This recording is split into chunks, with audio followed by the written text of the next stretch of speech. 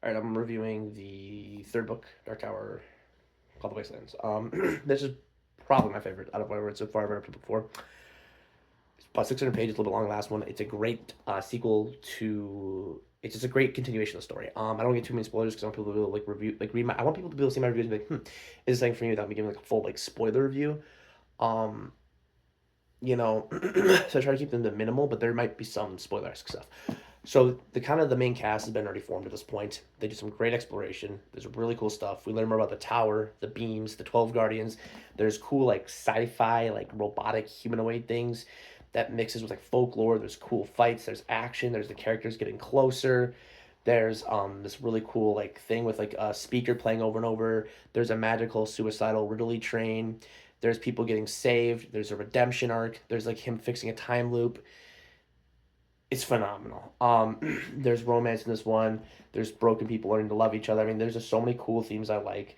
There's so many cool like riddles. There's premonitions. There's a lot of good stuff. The description's amazing. They get more into the lore. There's all these different people to meet. There's like there's like what are they called? I haven't read it. It was a week ago. It's like the Greys and the there's like these two factions or something. They're really cool. One of them's just a bunch of short people, and the other one's who just silly saying a lot. But the other one's just a bunch of like I don't know. There's this cool character like TikTok Man. There's all these cool characters that do appear later, and at the end, my goat, Mr. Randall Flagg, one of the most recurring villains, appears in here, which I won't spoil anything more than that. But it's very good. There's this creepy guys. There's a guy named Gasher. There's all these like little villainy guys. There's cool action, a nice slow and then suspense build. Like there's just a really good flow to this book.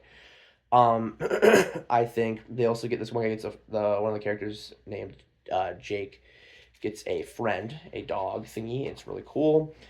There's a lot of just like you get kind of a little bit more softness in Roland. Not more softness. You get deeper more with him. Like I said, you get to see some really cool people and factions. You get to see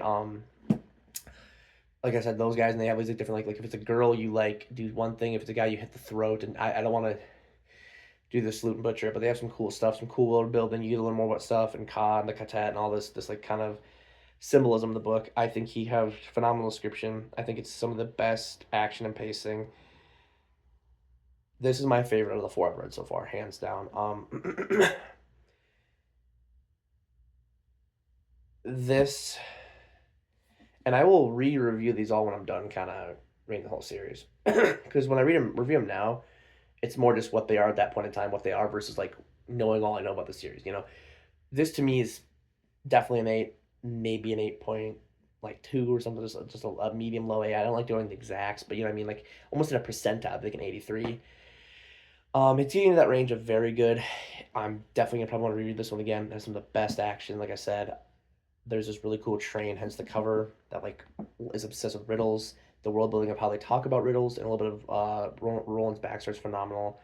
You get to hear more about that, about his master and court and Cuthbert and Elaine and stuff. And then there's just a lot of suspense. There's a lot of character growth between Eddie and Suzanne and some of the other cast. Um,